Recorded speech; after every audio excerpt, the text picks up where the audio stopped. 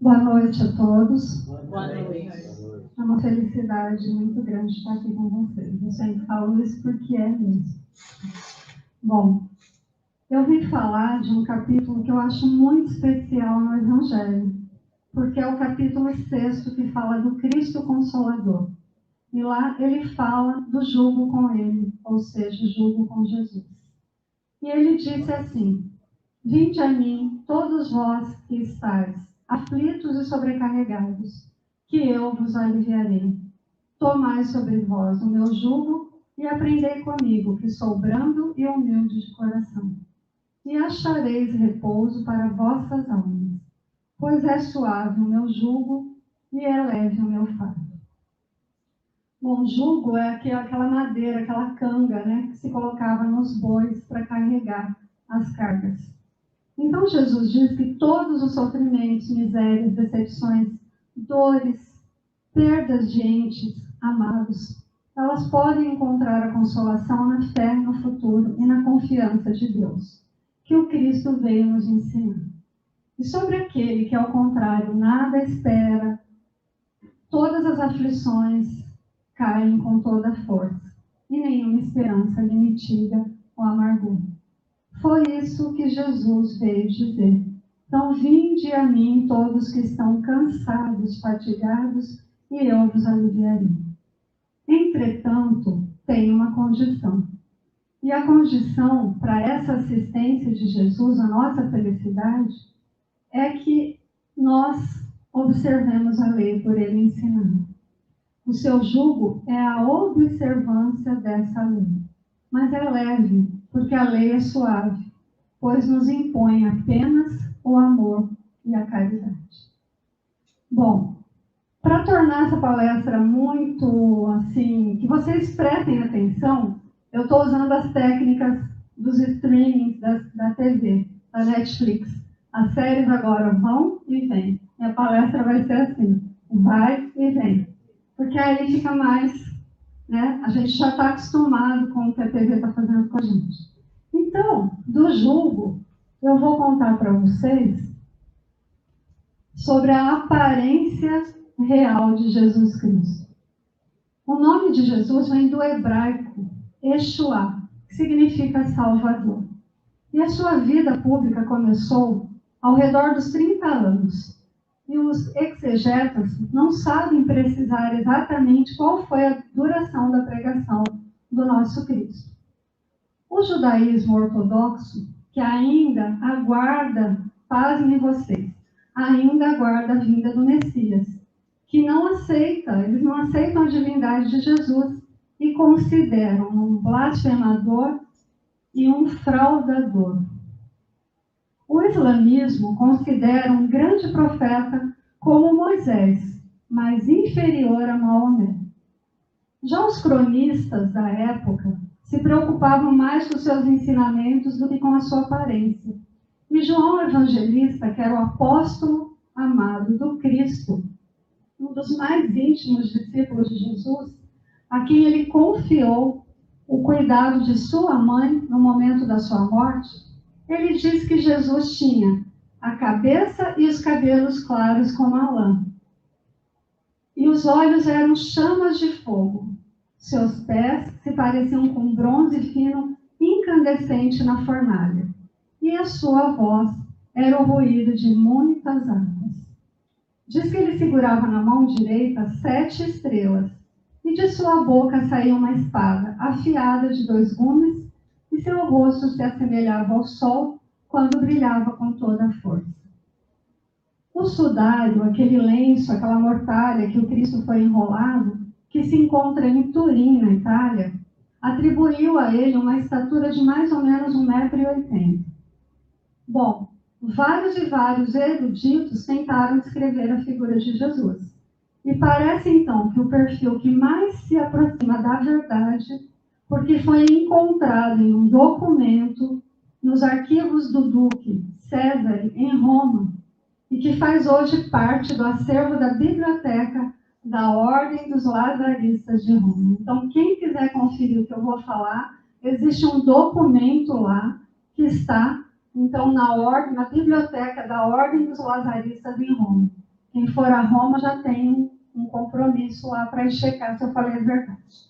E a inscrição ela foi feita em folha de cobre e foi encontrada no interior de um vaso de mármore e dissipadas todas as dúvidas quanto à sua autenticidade, constitui certamente o mais precioso texto que nos poderiam legar a antiguidade. Vocês sabiam disso?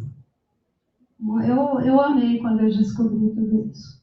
E ela foi escrita ao imperador de Roma, foi escrita para Tibério César, e foi escrita por nada mais, nada menos que Públio Lentulus, que era senador, governador da Judéia, predecessor de Pôncio Pilatos e guia espiritual do nosso querido Chico Xavier. Conhecido, então, nosso Públio Lentulus por Emmanuel. E olha o que ele escreve, então, a Tibério César.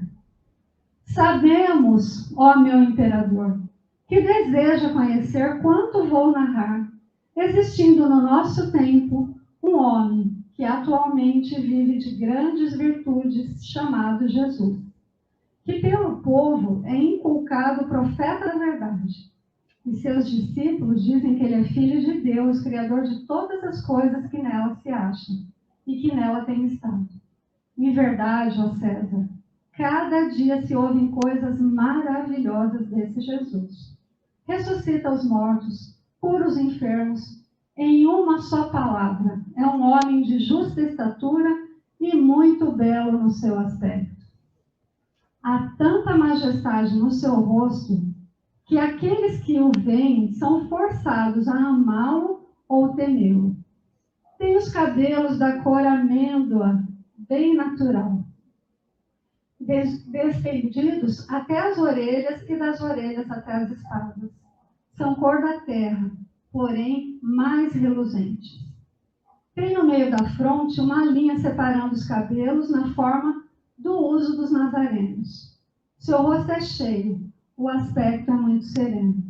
Nenhuma ruga, nenhuma mancha se vê em sua face de uma cor moderada. O nariz e a boca são irrepreensíveis. A barba espessa, mas semelhante aos cabelos. Não muito longa, mas separada pelo meio. Seu olhar é muito especial, especioso e grave. Tem os olhos graciosos e claros. O que surpreende é que resplandece no seu rosto como raios de sol. Porém, ninguém pode olhar fixo ao seu semblante, porque, quando resplandece, apavora. E quando ameniza, faz chorar. Faz-se amar, é alegre com gravidade. Disse que nunca ouviu rir, mas antes chorar. Tem os braços e as mãos muito belos. Na palestra ele cativa muito, mas faz raramente. E quando dele alguém se aproxima, verifica que é muito modesto na presença e na pessoa. É o mais belo homem que se possa imaginar. Muito semelhante à sua mãe. Olha aí, Milton. Viu? Realmente Maria era assim. Esse quadro foi pintado pelas descrições de Emmanuel. Então, muito semelhante à sua mãe, a qual era de uma rara beleza. Não se tem jamais visto por essas partes uma mulher tão bela.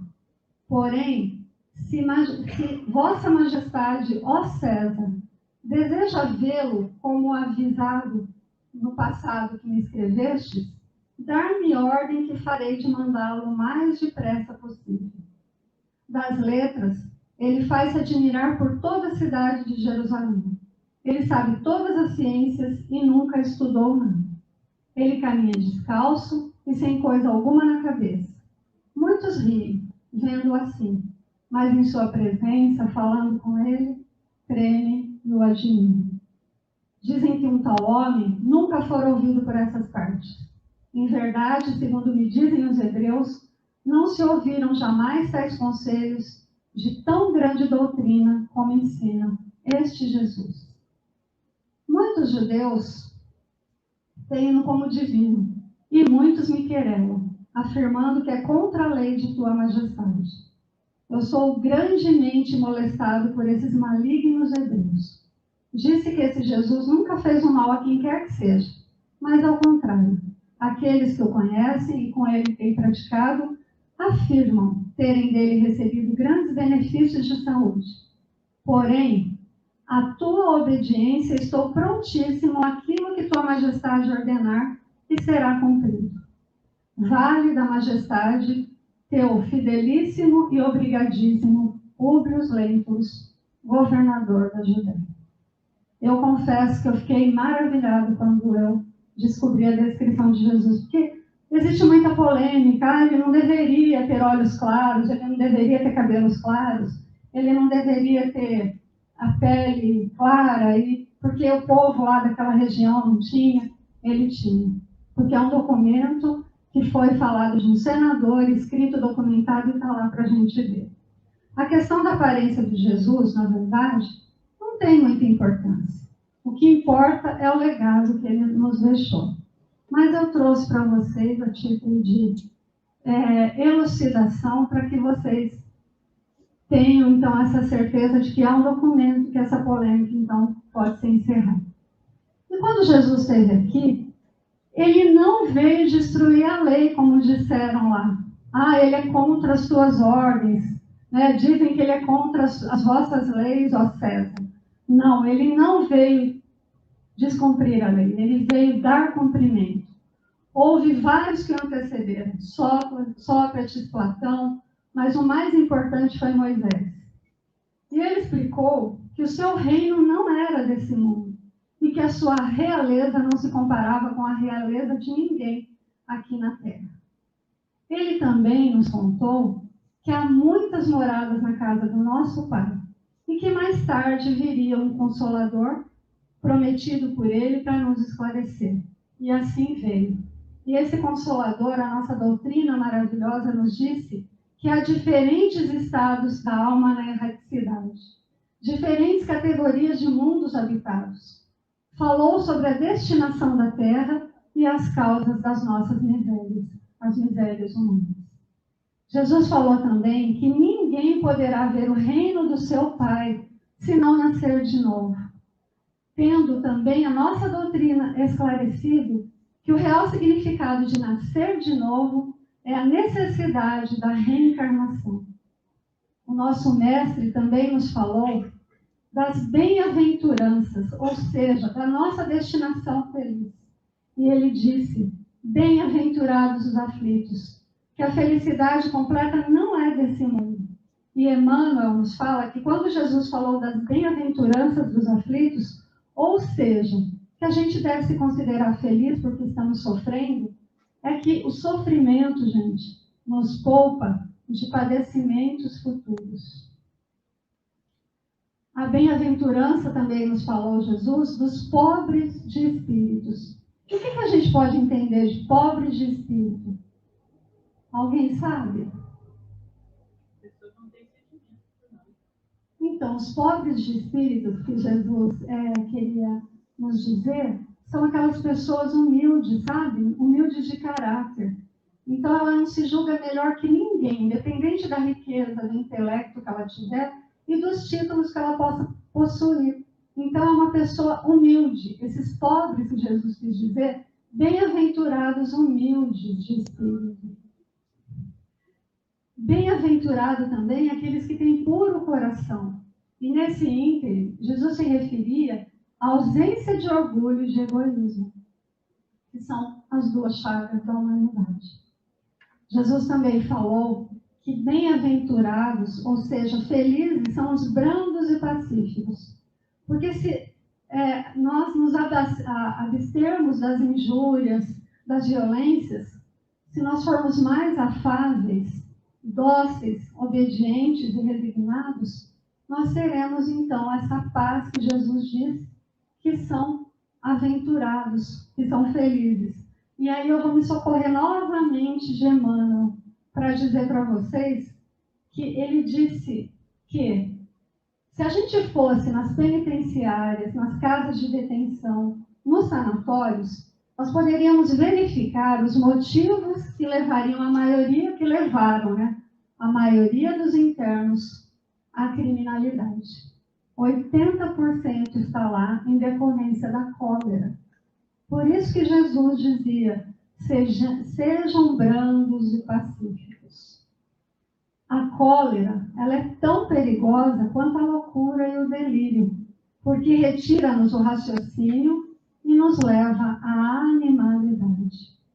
Se nós pudéssemos ouvir os desencarnados, homicidas ou suicidas, também ouviríamos o lamento do momento em que eles perderam a razão para a cólera. E quantas pessoas não sofrem por um momento de ira, né? Quantas coisas nós nos arrependemos por uma palavra mal dada, um ato praticado. Então Jesus veio nos dizer, bem-aventurados também quem são misericordiosos. E aí, Jesus diz, perdoai, para que Deus vos perdoe. E há uma condição para esse perdão. Reconciliação com os nossos adversários, que é o sacrifício mais agradável a Deus. Que não julgássemos para não sermos julgados. E às vezes nós não podemos conviver com determinadas pessoas. Porque o médico, gente, que cuida do doente, ele não precisa deitar no leito para curar o seu paciente. Então, ele pode se manter à distância. Então, a distância, às vezes, ajuda. Aquela pessoa que a gente tem algum problema, que a gente precisa perdoar ou ser perdoado, a gente pode mandar pensamentos de paz para que Deus modifique o coração dela. A lei não manda que a gente deite no chão para que as pessoas nos apedrejem. Pede-nos uma atitude de conciliação. Vamos encontrar com o agressor, certamente, numa próxima existência. E esse agressor, esse inimigo que não consegue, às vezes, nos perdoar, renascerá como um familiar. Então, nós devemos compreender, vacinando o nosso coração, com amor por todos. Se a pessoa matou, se ela feriu, se ela roubou, louvado seja Deus. Que Deus abençoe. Porque que ela tenha forças, para que ela tenha forças de carregar as dificuldades que ela levou para si mesma. Por isso que a gente tem que dizer, bendito seja Deus. E a pessoa vivendo encontrará o resultado do que ela fez. Basta viver para que se venha a aprender as lições que a lei do Senhor estabeleceu para todos nós. Então, Emmanuel disse que nós podemos criar um mundo novo para nós mesmos. E aí eu volto lá no início da nossa palestra, série da Netflix, voltando para o início. O jugo pesado está na lei de causa e efeito. Então, quando eu digo que o jugo pode ser leve, o jugo com Jesus, é porque ele pode ser leve, mas ele pode ser pesado também. Quando nós nos entregamos ao jugo, o jugo suave, não estamos sendo indiferentes. É uma energia com brandura, e é uma brandura enérgica. Quando a gente quer o jugo forte, porque nós temos o livre-arbítrio para escolher. Geralmente nós resgatamos essas nossas atitudes infelizes com sofrimentos, com problemas muito sérios. Então nós sofremos mutilações, enfermidades congênitas, incompatibilidades e doenças de curas difíceis. Sabe aquela conversa que tem muito nos corredores dos centros espíritas, que fala assim, olha, tá difícil, mas eu não me separo do meu marido. Gente, eu já ouvi essas conversas. Vou aguentar tudo nessa existência para me livrar das próximas. Tem uma amiga minha que estiver ouvindo, ela vai falar, meu caso. Vou pagar minha dívida, meu karma, vou ficar com ele. Mal sabe essa pessoa que acaba de assinar nova promissória. Se o objetivo é aprender a perdoar para depois amar, tolerar e não revidar, já é muito bom, mas não é o bastante, pois mantém compromisso futuro, já que as uniões não devem ser cimentadas por dor. Então, as dívidas, elas podem ser renegociadas, mas o calote jamais será aceito. Então, a conta vem, igual fatura de cartão de crédito. Aí você fala, não gastei. Alguém gastou no meu lugar, mas fomos nós mesmos. Né? Bom, sabe Jesus também? Ele nos legou, quando esteve aqui com a gente, o maior mandamento. Amar ao próximo como a nós mesmos e a Deus acima de todas as coisas. Mas nós ainda não sabemos pôr em prática esse amor. E que esse amor que a gente deveria fazer ao outro que queríamos que fizesse para nós. Nós ainda não aprendemos. E falar, mas eu não tive com Jesus quando ele esteve aqui. Todos nós estivemos. Somos espíritos milenares. Se alguém conhece as obras de Chico Xavier, se conhece toda a história que há por trás, o Chico estava rodeado de todos os personagens, com exceção a Emmanuel, que era o orientador espiritual e que passou todas as histórias. Então, seu patrão, Rômulo Joviano, e todos que estavam ao redor fazem parte do livro há 2000 anos, há 50 anos depois, Ave Cristo, Renúncia. Então, nós estávamos também lá. Aí aquela história fala assim, eu acho que eu sambei no Santo Sepulcro. Certamente. Acho que taquei pedra na cruz. Certamente. Porque nós ainda estamos aqui, depois de 2000 anos, ainda sofrendo. E ele nos ensinou, então, que a prática da lei do amor é a gente aprender a amar os nossos inimigos enquanto estamos a caminho com ele. E não retribuir o mal com o mal, retribuir o mal com o bem. Ele também nos ensinou a lei da caridade, que não saiba nem a mão esquerda o que fez a direita, fazer o bem sem ostentação.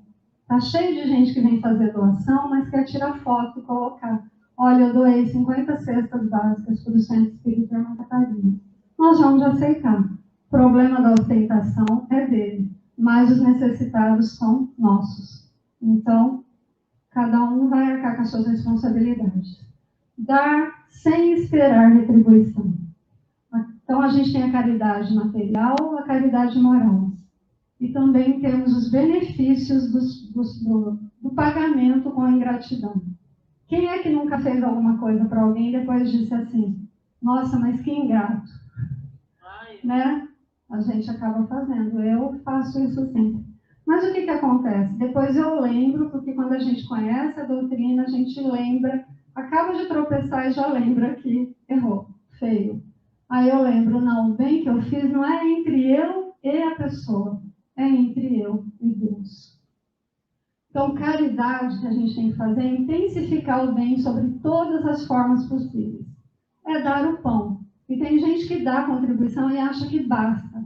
Não, também compartilhar luz, ombro, ouvidos, saber receber e dar. E também a caridade que a gente faz conosco de aprender. E quando a gente acha que já sabe tudo, nós estamos deixando de fazer caridade com a nossa evolução. E perguntar diariamente a nós mesmos como faria Jesus. Será que Jesus faria o que eu estou fazendo hoje? Porque sendo ele o dirigente e mentor da nossa fé, sendo todos nós servos dele, nós somos chamados o tempo todo no setor da atividade individual a defini-lo e a retratá-lo como fiel expressão do amor e da caridade. Jesus também nos disse, quando esteve aqui, para que a gente honrasse nosso pai e nossa mãe. E quem é minha mãe e quem são meus irmãos? Jesus fez um dia essa pergunta. E aí disseram, né, porque as pessoas estavam sempre querendo fazer interpretações errôneas à fala de Jesus. Então disseram que ele estava negando a sua parentela corporal. Mas não, Jesus estava dizendo que a mãe dele, os irmãos, é toda a humanidade. Todos nós somos irmãos. Emmanuel nos diz que a família é o grupo mais sério que nós estamos vinculados. E o mais difícil. O exercício da paciência dentro do lar. Se o mundo está doente, gente, é porque a família adoeceu. Jesus também nos disse que nós não podemos servir a Deus e a Mamon. Quem será que é esse Mamon, esse senhor, né? Mamon, gente, é a riqueza, Nós precisamos escolher a quem nós servimos. Então, Jesus fala que há pessoas, né, que nós aqui na Terra precisamos ser desprendidos dos bens materiais. E a gente que fala assim, olha, eu sou desprendido, eu não ligo para as coisas. E aí ele esbanja tudo. E isso é considerado descaso e indiferença. Não é considerado, a pessoa não liga. E há pessoas que dizem assim, eu não acumulo. Tudo que não me serve eu dou. Não estou usando, vai para doação. Muito bonito. Se não representasse, na maioria das vezes, pura e simplesmente uma forma de arrumar um lugarzinho para substituir aquilo que doou por outra coisa.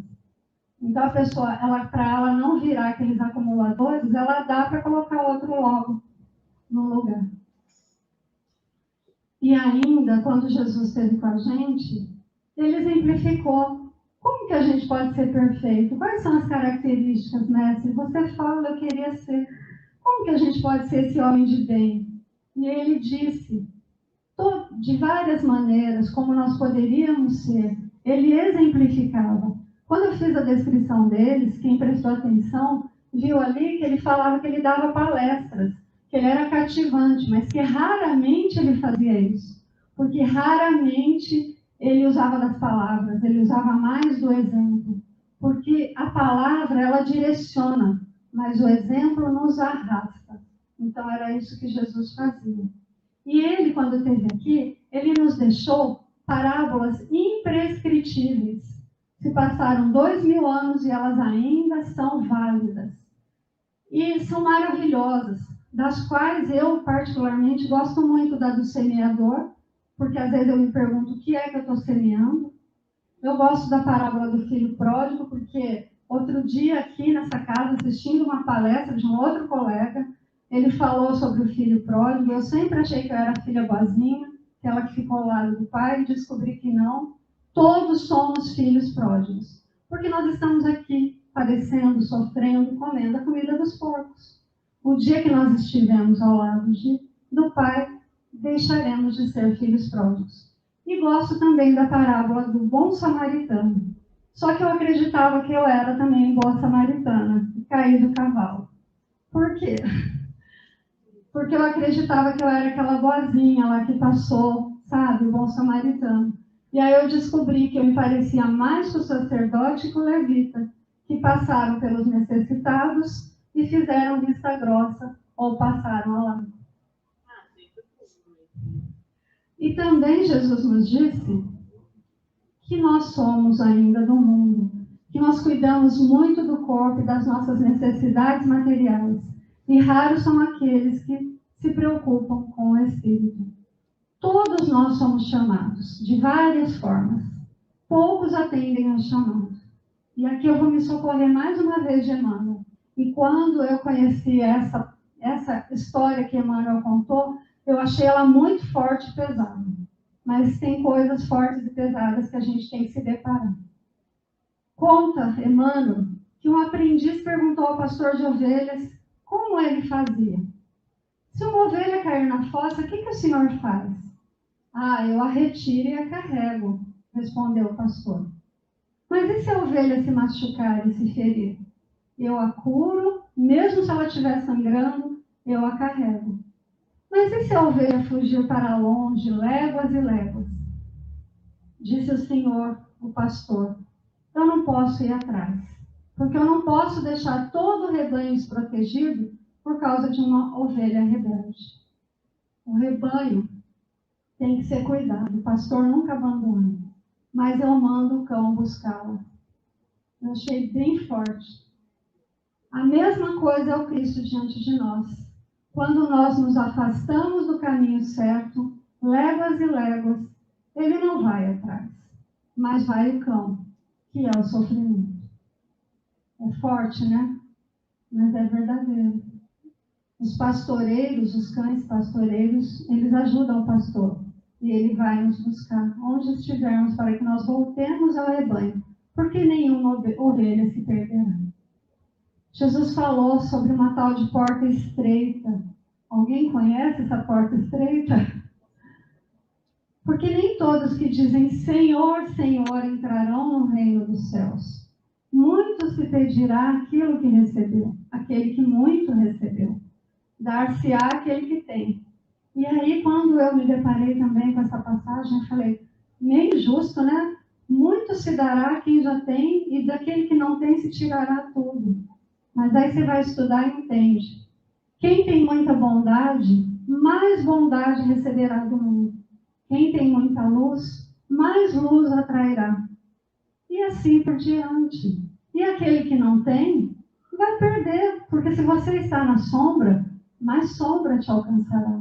Se você não é bom, mais maldade te alcançará. Então aquele que tem, mais receberá. E pelas nossas obras, Jesus disse que nós seremos conhecidos. E ainda ele falou para a gente de uma tal de fé que transporta montanhas. E aí a gente fica achando que as montanhas são aqueles elementos geográficos, né? Não. Montanha é todos aqueles entraves, aqueles preconceitos que nós temos dentro de nós mesmos. Ele falou desse poder da fé, que a fé e a esperança, elas andam juntas, e a caridade também faz parte. E falou sobre a diferença da fé humana, que é vacilante, e da fé divina, que aumenta a cada vez mais. Ele nos disse que nós somos trabalhadores de última hora. E eu sempre achei que tinha chegado mais cedo. Mal sabia eu que cheguei na última hora. Ele falou para mim, e para todos vocês que estão aqui, que nós iríamos nos deparar com falsos profetas e falsos cristos. Mas que nós podemos distingui-los. E como que a gente faz para distinguir quem é um falso Cristo e um falso profeta? Através das obras. Porque a gente pode conhecer a árvore pelo fruto que ela dá. Porque tem muita gente aí que se diz que cura, que faz a preço, né? Às vezes nem cobra, mas ele quer ser conhecido. E aí se perde. Inicialmente, ele tinha espíritos que o iluminavam, que lhe davam poder até de cura. Mas começou a comercializar. Então os espíritos de luz vão trabalhar com pessoas sérias e com profetas verdadeiros. E a missão verdadeira de um profeta verdadeiro, é instruir os homens e lhe revelar as coisas ocultas. E a característica de um verdadeiro profeta se justifica pelas suas virtudes e pela moralidade de suas obras. E nós podemos dizer, né, estivemos aí com um verdadeiro profeta, nosso querido amigo Chico Xavier, e que tanto nos ensinou, que nunca cobrou, podia ser um homem bilionário pelos livros que escreveu, foi o que mais escreveu livros no mundo. Não há um autor que tenha escrito mais de 464 livros em vida, fora os que estão sendo publicados pós-morte pelos achados das suas psicografias que estão sendo catalogadas em outros livros. E Jesus ainda nos disse algumas coisas que algumas pessoas colocaram como se Jesus tivesse uma estranha moral. Porque é um capítulo que fala para a gente odiar os pais, para a gente deixar os mortos cuidar dos próprios mortos. E disse ainda Jesus que pregou tanto amor que não veio trazer a paz e sim a espada. Que estranho! Que estranha moral? Não, gente. Tem nada de estranho. As interpretações que nós fizemos que são estranhas.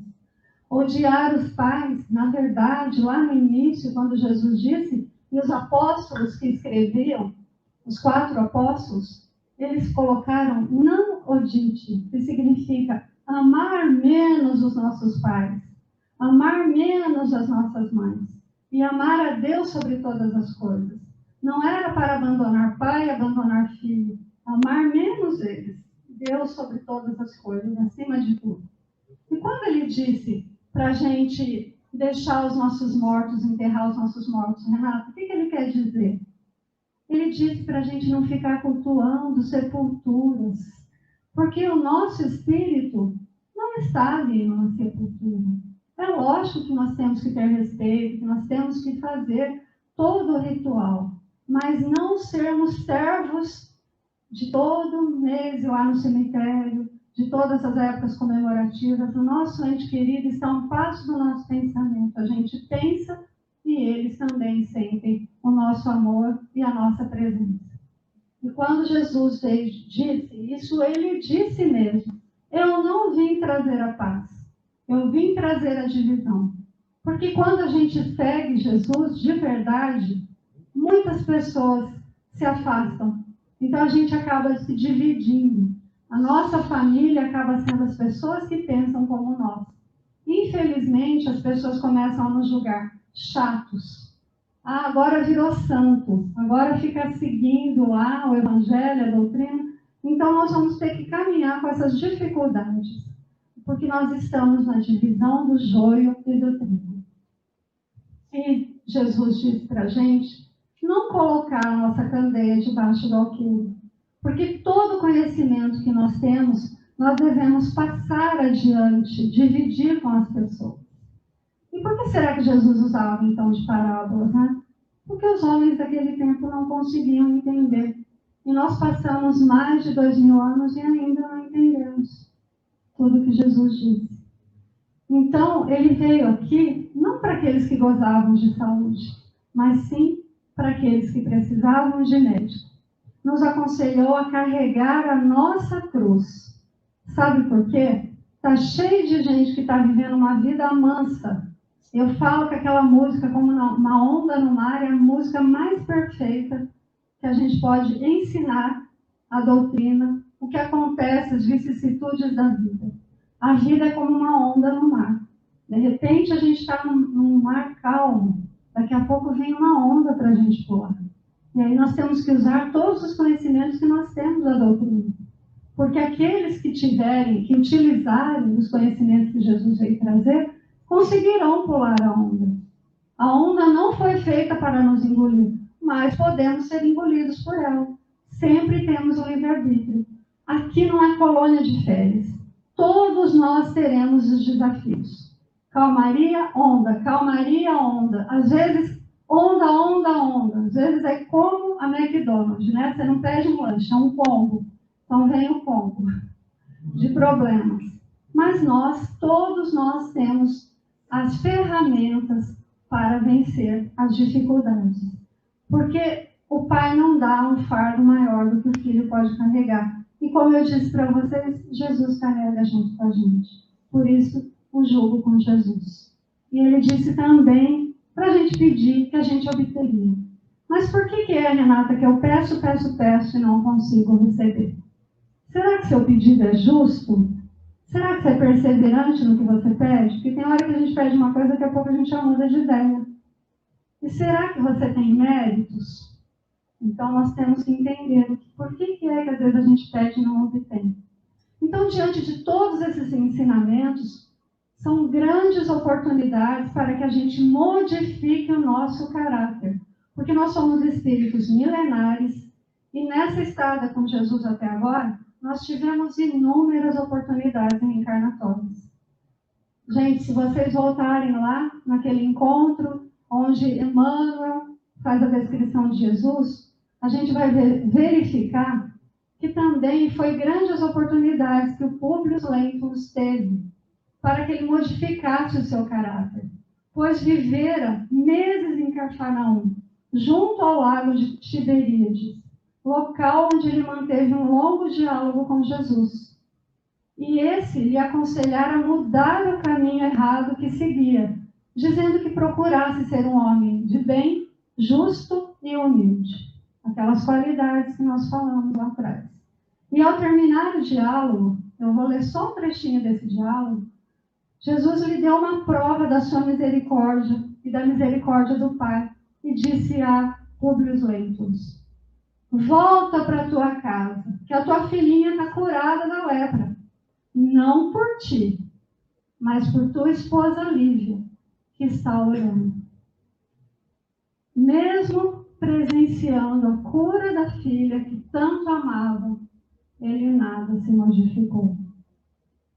Mas, como Deus é misericordioso, ele teve várias oportunidades durante os séculos para o reencontro novamente com Cristo. E que nós também possamos nos reencontrar com o nosso Mestre, né? Porque Emmanuel também nos esclarece, através do nosso querido Chico Xavier, que Jesus disse: vinde a mim, todos vós que estáis fadigados, e eu vos aliviarei, retornando ao início da minha palestra. E é uma promessa que não envolve nenhum sentido de prodígio e nenhum suposto milagre. Quando ele fala, vinde a mim, ele não cogitou procedência nossa. Quem são esses que eu estou chamando? Será que eles são bons ou são meios bons? Será que eles são maus e estão querendo ser bons? Será que não? Jesus não perguntou como nós éramos. Ele falou, vinde, vinde, todos que estáis cansados, fadigados. Não prometeu que ia retirar a carga de ninguém. Porque tem gente que acha que ele vai retirar. Não, a carga é nossa e é importante. Ele prometeu alívio para que a gente continue a nossa marcha. Aliviar o quê? Aliviar para que a gente continue em serviço na nossa tarefa. Todos nós temos uma tarefa, uma missão, um comprometimento, uma programação reencarnatória. Quando ele disse, vinde a mim, seja a condição que você estiver, de iniciante no Evangelho, de muito conhecimento do Evangelho, que já pratica o Evangelho ou não pratica, ele nunca colocou essa condição. A gente só precisa decidir se a gente quer ir ou não com Jesus. Ele prometeu apenas aliviar para que nós continuemos carregando o nosso fardo. Mas por que eu tenho que continuar carregando o meu fardo, Osmar? Porque ele é a medida da necessidade para o meu próprio benefício. Tudo que eu carrego é para que eu possa me modificar. Se tiver tudo bem, tudo tranquilo, a gente fica na zona de conforto. A gente fica lá em casa assistindo Netflix. Né? Então, porque os fardos, eles são, gente, a nossa bênção. E a gente não deve renunciar a ele. Porque se a gente renunciar, se a gente quiser fugir, se a gente quiser ser aquela ovelha, eu não quero que cão nenhum venha me buscar. É muito forte a gente ter que vir pelo sofrimento. Muitos sofrimentos nós procuramos, nem todos são resgates. Às vezes são sofrimentos que nós praticamos com as nossas próprias ações de hoje. Então, nós não podemos renunciar aos nossos fardos, pois a caminhada deve ser feita com ele sobre os nossos ombros. Pensemos nisso e não reclamemos tanto das dificuldades e das lutas. E tudo que eu estou falando aqui para vocês, aplico a mim. Tudo isso eu também tenho que aprender. Aqui os conhecedores do Evangelho segundo o Espiritismo devem ter percebido o que eu fiz nessa palestra. Percebeu? Eu fiz um tour pelo Evangelho segundo o Espiritismo. Eu passei por todos os capítulos. É lógico que não pude esmiuçar em detalhes, mas eu tentei passar por todos eles para vocês verem o que foi a passagem do nosso Mestre Jesus aqui. Vinde a mim, ele disse, meu jugo é leve, o fardo é suave. O convite de Jesus está formulado. A decisão pertence a cada um de nós. Muito obrigada pela paciência.